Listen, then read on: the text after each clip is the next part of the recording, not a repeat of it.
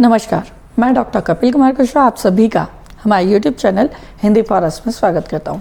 आज हम पढ़ने वाले हैं study of series RLC resonance circuit. ठीक है, ये क्या है? एक प्रैक्टिकल है जिससे हम आज इसके सर्किट को कनेक्ट करना एज वेल एज उसके रीडिंग लेना और ग्राफ बनाना सीखेंगे।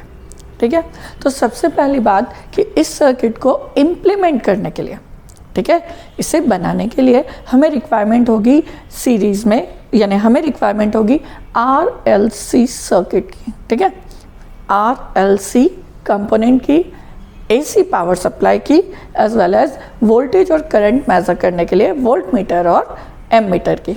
ठीक है, तो सबसे पहले हम इसके सर्किट की बात करें तो हमें पता है आरएलसी तीनों क्या है, सीरीज फॉर्म में कनेक्ट होंगे। तो ये हमारा क्या हो गया?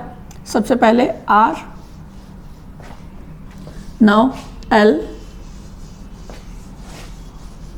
then C। इन तीनों से फ्लो होने वाला करंट, तो यहाँ से जब हमें पता है ये क्या है, सभी सीरीज फॉर्म में है, तो इसमें से फ्लो होने वाले करंट को हम यहाँ मेजर कर सकते हैं। तो यहाँ हमने क्या लगा दिया? एक एमीटर। ये कौन सा है? मिली एमीटर है। ठीक है, ये इसका पॉजिटिव होगा और ये नेगेटिव, क्योंकि करंट क्या होगा, इस डायरेक्शन से इंसर्ट होगा और यहाँ से आउट होगा ना। हमें इस सर्किट पर इस आरएलसी, आर, एल और सी, इनसे क्या लेना है? इनका वोल्टेज मेजर करना है। तो हमने इनके बीच में पैरेलली एक क्या लगा दिया? वोल्ट मीटर, जिसकी रेंज क्या है? इन वोल्ट। क्लियर है? इनपुट सिग्नल जो हमने इन दो टर्मिनल पर हमने क्या किया? हमारा इनपुट अप्लाई किया। ये हमारा क्या होगा? इनपुट। ये वोल्टेज का ये टर्मिनल पॉजिटिव, ये नेगेटिव, क्योंकि हमने यहाँ पर आपके इनपुट का पॉजिटिव और यहाँ पर नेगेटिव प्रोवाइड किया है। क्लियर है? तो आई होप आप सभी को ये सर्किट क्लियर होगा। अब जब हम इसमें किट की बात करेंगे तो किट पर कुछ प्लेसेस पर डॉट डॉट लाइन होगी और कुछ पर सॉलिड। डॉट डॉट लाइन क्या शो करती है? वो शो करती है कि यहाँ पर हमें कनेक्शन करना है, हमें कंपोनेंट अटैच करना है। और जो सॉलिड लाइन होगी विदाउट डैश, वो क्या होगी? ये इंटरनली कनेक्टेड है या कंपोनेंट वहाँ पर कनेक्टेड है। क्लियर है? तो ये क्या हो गया हमारा आरएलसी। मान लीजिए हमने आर की वैल्यू जो ली है वो है 200 ओम, एल की वैल्यू हमने ली है 10 मिली हेनरी एंड सी की वैल्यू ली हमने 0.1 माइक्रोफैराड। क्लियर है? तो हमें पता है रेजोनेंस फ्रीक्वेंसी एफ क्या होगा?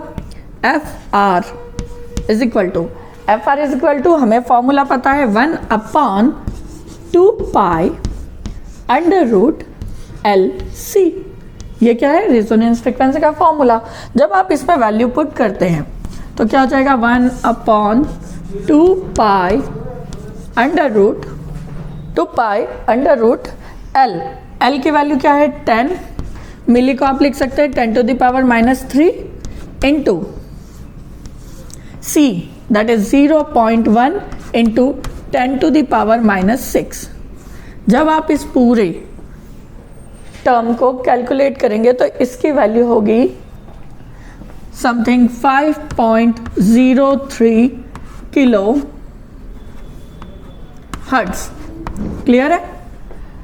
नाउ अब ये तो आगे हमारी रेजोनेंस फ्रीक्वेंसी, मतलब इस फ्रीक्वेंसी पर हमें क्या मिलना चाहिए? मैक्सिमम करंट मिलना चाहिए। नाउ अब हम बात करते हैं ऑब्जर्वेशन टेबल की। First one is serial number. Next हम क्या वेरी कर रहे हैं? हम वेरी करेंगे फ्रीक्वेंसी। तो सेकंड इज फ्रीक्वेंसी।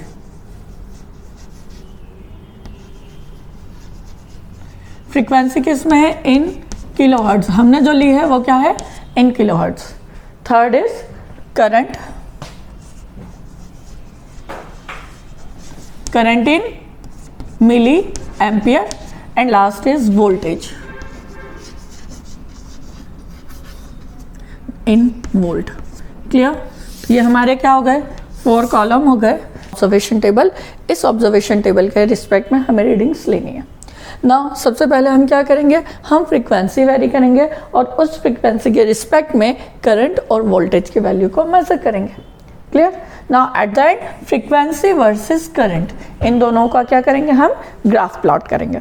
तो चलिए हम चलते हैं किट पर, जहां हम ये प्रैक्टिकल परफॉर्म करेंगे। सो हम आ गए हैं RLC parallel series parallel resonance circuit के किट पर।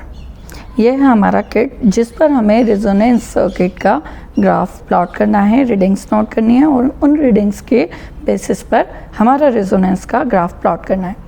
तो सबसे पहले हम इस किट को समझते हैं कि इस किट में एक्चुअली है क्या, कैसे वर्क करती है, देन हम इसके कनेक्शन देखेंगे, देन रीडिंग नोट करेंगे। तो सबसे पहला फेज, ये किट, इस किट पर कौन कौन से पार्ट क्या काम करते हैं। इस किट का सबसे main important part that is power supply. ये क्या है, with built in sine wave oscillator. मतलब ये ऑसिलेटर एक ऐसा सर्किट होता है जो क्या करता है, सिग्नल को जनरेट करता है। तो ये जो साइन वेव, ये इसमें क्या है, एक साइन वेव ऑसिलेटर है जो साइन वेव को जनरेट करता है। तो वो साइन वेव जनरेटर कहाँ है, इस पर्टिकुलर यानी इंटरनल इसमें कनेक्टेड है। उस साइन वेव का एम्पलीट्यूड जो है वो हम यहाँ सेट एम्पलीट्यूड से मेज़र कर सकते हैं। ये जो सेट एम्पलीट्यूड है, इस नॉब को जैसे ही आप मूव करेंगे, इस साइड मूव ऐसे मूव करते हैं तो इसका एम्पलीट्यूड क्या होगा, बढ़ने लगेगा, और जब अपोजिट मूव करेंगे तो एम्पलीट्यूड कम होने लगेगा। कैसे होता है, देखें कि इसका एम्पलीट्यूड बढ़ रहा है या नहीं, वो हम इस वोल्ट मीटर पर मेज़र कर सकते हैं। फॉर एग्जाम्पल हमने क्या किया, हमारे AF सिग्नल जो है, इसका जो आउटपुट है, इसे हम वोल्ट मीटर पे कनेक्ट कर देते हैं। ये हमने कनेक्ट किया। सेकंड, इस पॉइंट पर अगेन ये हमने कनेक्ट कर दिया। अब हम इस पॉइंट का वोल्टेज जैसे ही, यानी इस सिग्नल का वोल्टेज जब बढ़ाते हैं तो वैसे वैसे वोल्टेज की वैल्यू भी क्या होने लगेगी, सॉरी, किट को हमने ऑन किया। अब जैसे जैसे इसका वोल्टेज बढ़ाते हैं, ये देखिए एम्पलीट्यूड नॉब को हम मूव कर रहे हैं, इसके मूवमेंट के अक्रॉस हमारा वोल्टेज क्या हो रहा है, मैक्सिमम हो रहा है। इस पॉइंट पर हमारा वोल्टेज क्या है अभी, मैक्सिमम।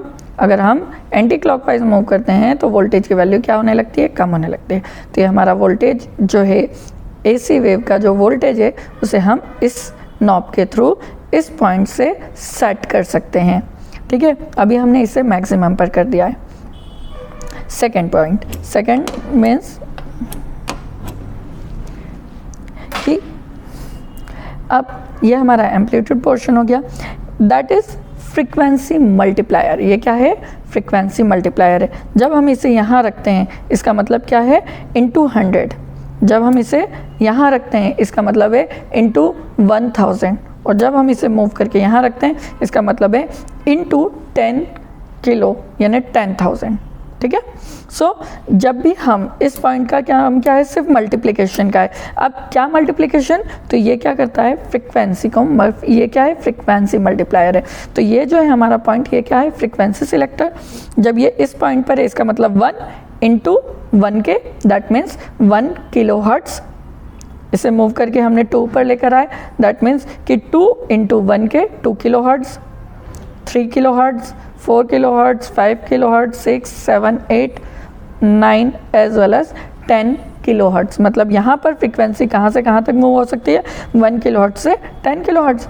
अगर इसी सिचुएशन में आप इसे मूव करके क्या करते हैं, 10 कर देते हैं, तो ये क्या हो जाएगा, it is 1 into 10 kilo hertz.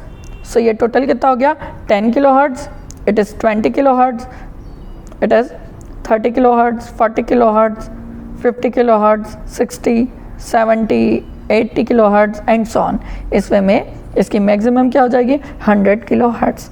Clear है, तो ये हमारा क्या हो गया, ये हमारा फ्रीक्वेंसी मल्टीप्लायर है।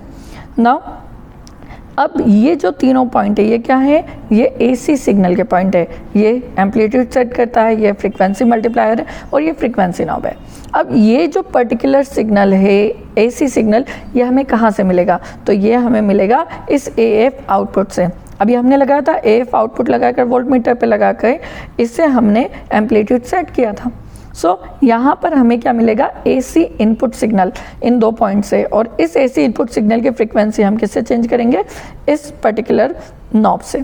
क्लियर है, नाउ सेकेंड इज ये पॉइंट, ये क्या है, सेट ओम्स, ठीक है।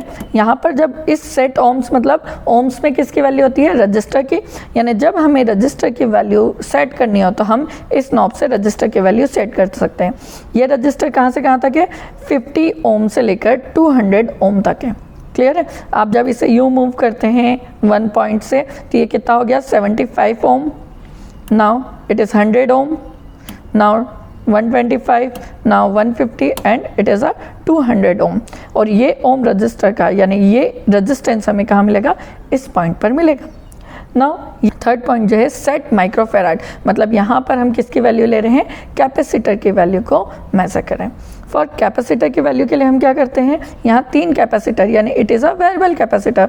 सो ये कितने का कौन कौन से कैपेसिटर है, 0.1 माइक्रोफेराड, 0.22 माइक्रोफेराड, 0.33 माइक्रोफेराड। यहाँ से आप 3 कैपेसिटेंस की वैल्यू ले सकते हैं और ये कैपेसिटेंस आपको कहाँ मिलेगा, इन दोनों पॉइंट से मिलेगा, क्लियर है। तो ये हमारे क्या हो गए, कंपोनेंट हो गए।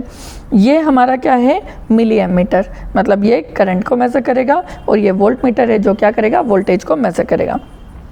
यहाँ पर इस वोल्ट मीटर का लिस्ट काउंट आपने के हायर सेकेंडरी 12th में निकालना सीखा होगा। फिर भी अगर आपको नहीं पता तो हम यहाँ पर कैलकुलेट करना सीख सकते हैं, यानी ये 0 पॉइंट से लेकर 1 के बीच में number of point, number of line कितने हैं, दैट इज़ 10।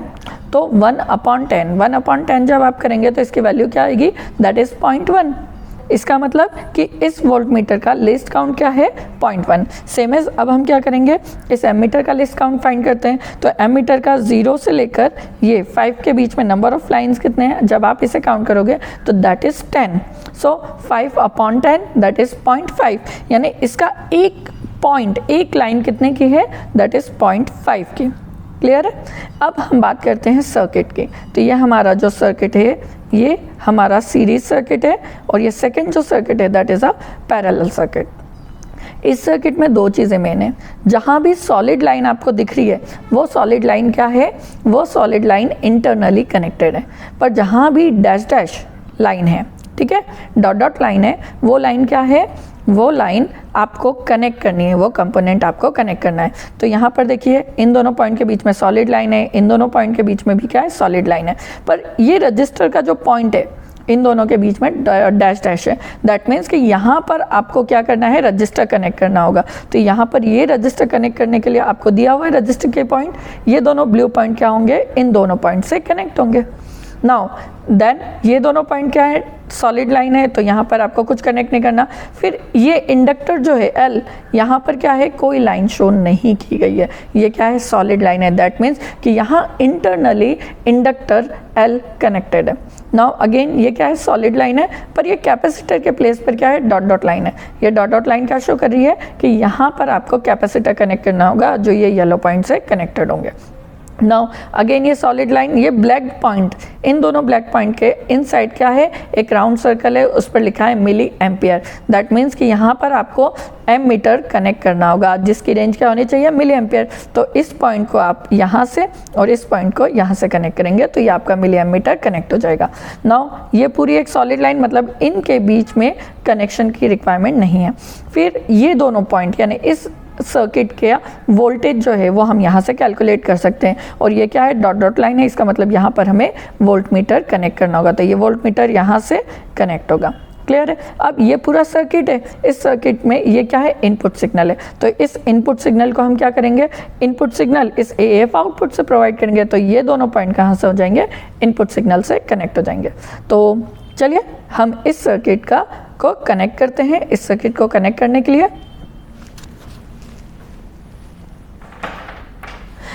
सबसे पहला पॉइंट हम इनपुट सिग्नल अप्लाई करते हैं। सबसे पहले जब भी आप कोई कनेक्शन करें तो आप अपने सर्किट को ऑफ कर दें।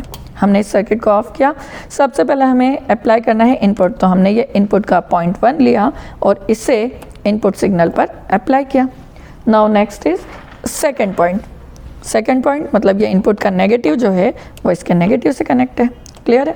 अब एक साइड से हम आगे बढ़ते जाते हैं, यहाँ से हम इस प्लेस पर आए, यहाँ पर क्या है, एक वोल्ट मीटर कनेक्ट है, तो हम यहाँ पर से वोल्ट मीटर कनेक्ट कर दें।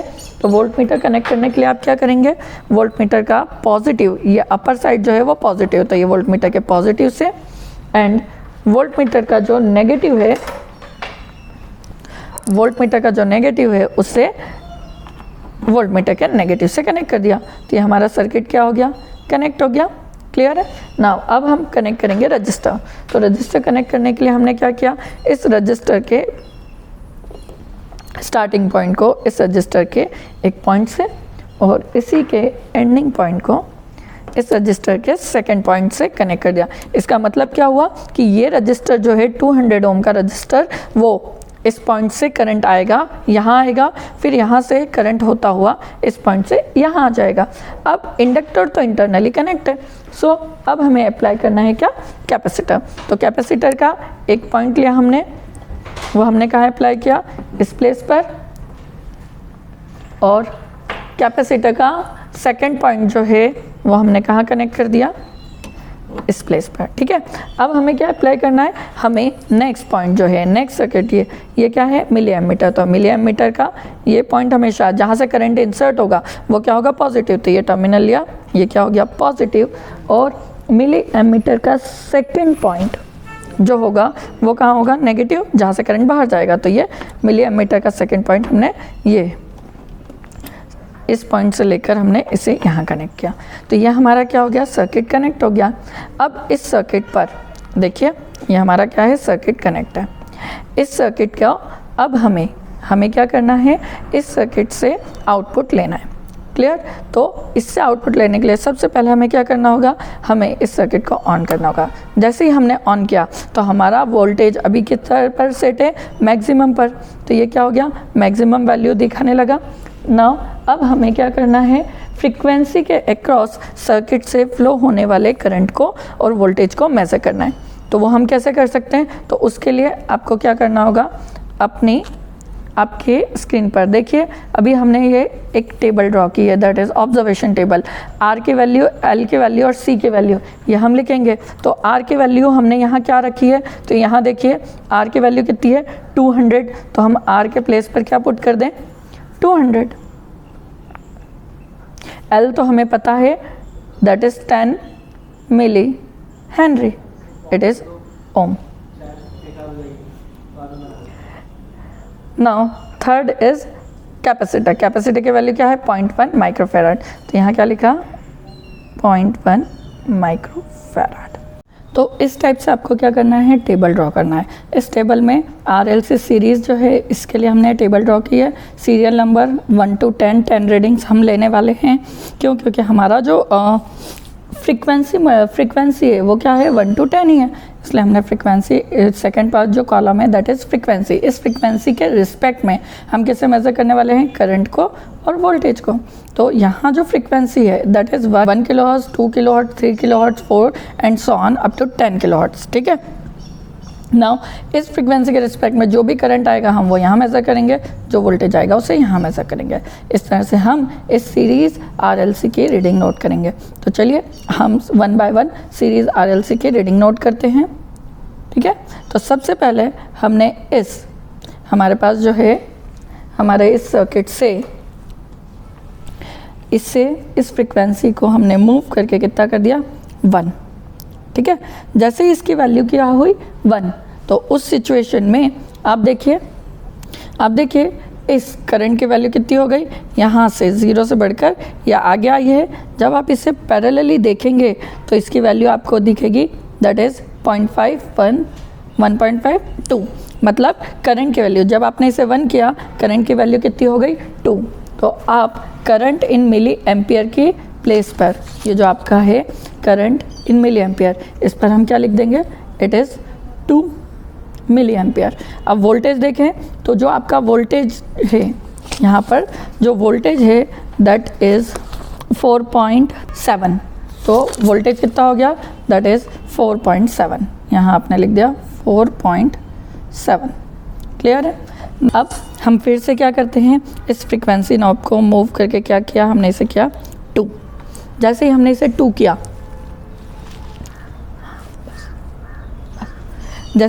2 किया, देखिए करंट की वैल्यू क्या हुई, बढ़ी, पर वोल्टेज की वैल्यू यहाँ पर कम हुई। तो करंट की वैल्यू अब कितनी हो गई, तो करंट की वैल्यू है 5.5।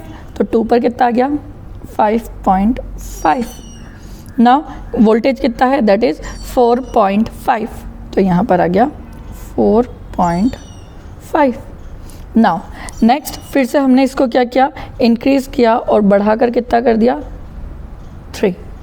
जैसे ही हमने 3 किया तो यहाँ देखिए फिर से हमारा जो ये वोल्टेज है या सॉरी जो ये करंट है वो इंक्रीज़ होकर कितना हो गया, it will be first 5, 7.5, 8 and it is 9। So current की वैल्यू कितनी हो गई, 3 किलो हर्ट्ज़ पर करंट की वैल्यू हो गई 9 और वोल्टेज कितना हो गया, वोल्टेज विल बी 4.3, तो वोल्टेज कितना हो गया 4.3 वोल्ट। नाउ अब इसे हमने बढ़ा करके कितना किया 4, ठीक है, मीन्स फ्रीक्वेंसी कितनी गई 4 into 1 kilo hertz 4 kilo hertz. 4 kilo hertz पर करंट की वैल्यू कितनी हो गई 10.5, तो यहाँ पर 4 किलो हर्ट्ज़ पर करंट की वैल्यू हो गई 10.5 और वोल्टेज जो है वो हो गया 4.1, तो यहाँ पर वोल्टेज कितना हो गया 4.1, ये हमने मेज़र कर लिया। नाउ फिर से इसकी वैल्यू फ्रीक्वेंसी की वैल्यू इंक्रीज़ की और इसे हमने कर दिया 5। जैसे ही हमने इसे 5 किया तो अभी देखिए तो करंट की वैल्यू कितनी हो गई, दैट इज़ 11, ओके, तो इट विल बी 11 और इस 11 के रिस्पेक्ट में जो वोल्टेज है दैट इज़ 4। नाउ अब हम फिर से फ्रीक्वेंसी को इंक्रीज़ करके 5 से बढ़ा करके कितनी कर देते हैं 6, तो देखिए करंट अब फिर से डिक्रीज़ होने लगा। अब करंट कितना हो गया अगेन 9, तो यहाँ पर 6 पर करंट कितना हो गया 9 मिली एम्पियर और वोल्टेज कितना हो गया, इट इज़ 4.2, तो यहाँ पर वोल्टेज 4.2। नाउ फिर से इसे बढ़ाया हमने क्या 7 किलो हर्ट्ज़ किया तो करंट की वैल्यू फिर से डाउन हुई। करंट कितना हो गया, दैट इज़ 8, तो करंट हो गया 7 किलो हर्ट्ज़ पर करंट 8 है और वोल्टेज जो है दैट इज़ 4.3। नाउ अगेन इसे बढ़ाकर हमने कितना किया 8 किलो हर्ट्ज़ किया तो करंट की वैल्यू हो गई दैट इज़ 6.5 एंड इसे वोल्टेज क्या है दैट इज़ अगेन 4.4। नाउ अब यहाँ से आपने इसे 9 किलो हर्ट्ज़ कर दिया तो अब आपका जो करंट है 9 किलो हर्ट्ज़ पर करंट हो गया है 6, तो ये हो जाएगा 6। वोल्टेज जो है दैट इज़ 4.4 अगेन 4.4 एंड इसे किया हमने 10, सो 10 किलो हर्ट्ज़ पर इसकी वैल्यू हो गई 5.5, तो यहाँ हमने लिखा 5.5 एंड करंट जो है that is 4, so it is 4.4।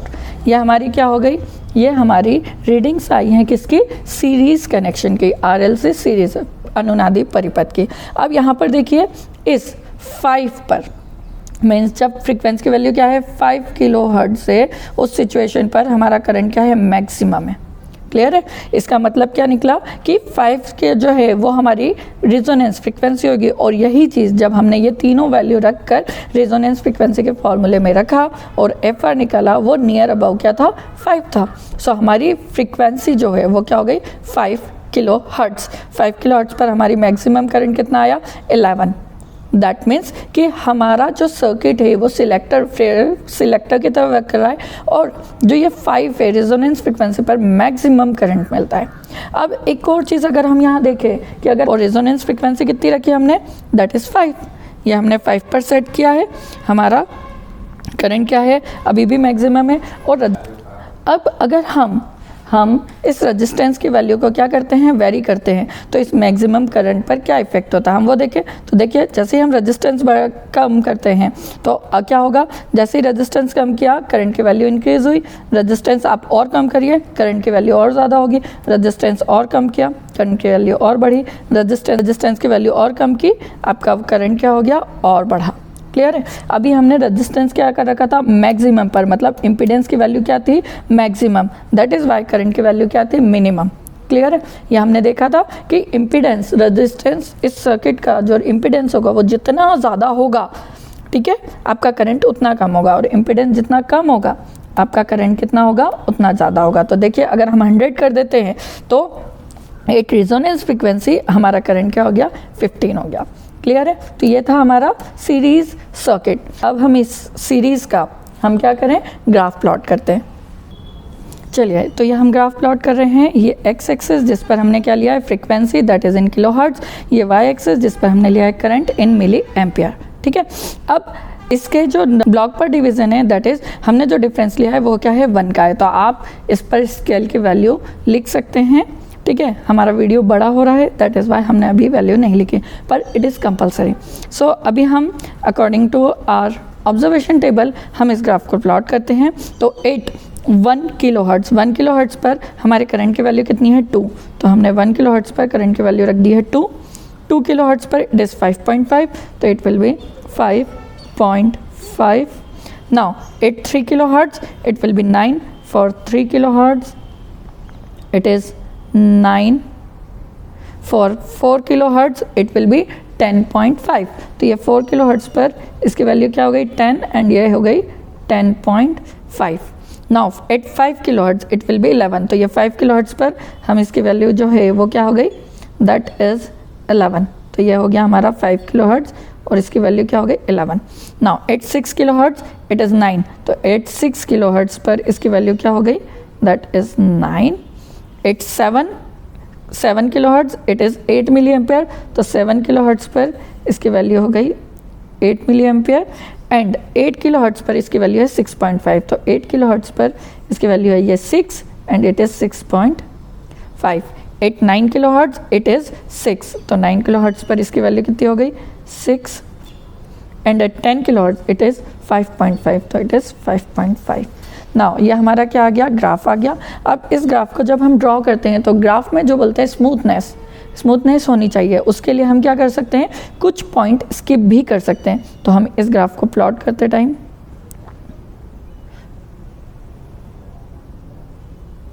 ये देखिए हमने ये प्लॉट किया. देन इसे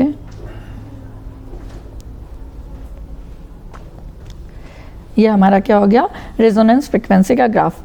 हमें कोशिश करनी होती है कि ज़्यादा से ज़्यादा पॉइंट हमारे क्या हो हमारे कर्व के आसपास रहें. ठीक है, अगर हम कुछ पॉइंट स्किप करते हैं तो वो पॉइंट क्या होने चाहिए हमारे कर्व के आसपास होने चाहिए. जितने भी पॉइंट है आप उन्हें ऐसे राउंड कर सकते हैं. ठीक है, अब यहाँ पर हम देखें तो ये जो शार्पनेस है ये हमारी किस फ्रीक्वेंसी पे आ रही है 5 पर. तो ये जो 5 है ये 5 हमारी क्या हो गई है रेजोनेंस फ्रीक्वेंसी, अनुनादी फ्रीक्वेंसी, अनुनादी आवृत्ति. आई होप आप सभी को ये series resonance RLC series resonance circuit समझ आया होगा. कैसे हम इसका प्रैक्टिकल करते हैं, कैसे इसकी वैल्यू निकालते हैं और कैसे इसका ग्राफ प्लॉट किया जाता है. क्लियर है. तो आई होप आप सभी को ये प्रैक्टिकल सीरीज़ RLC सर्किट का प्रैक्टिकल क्लियर होगा. तो आज की क्लास में इतना ही. Thank you.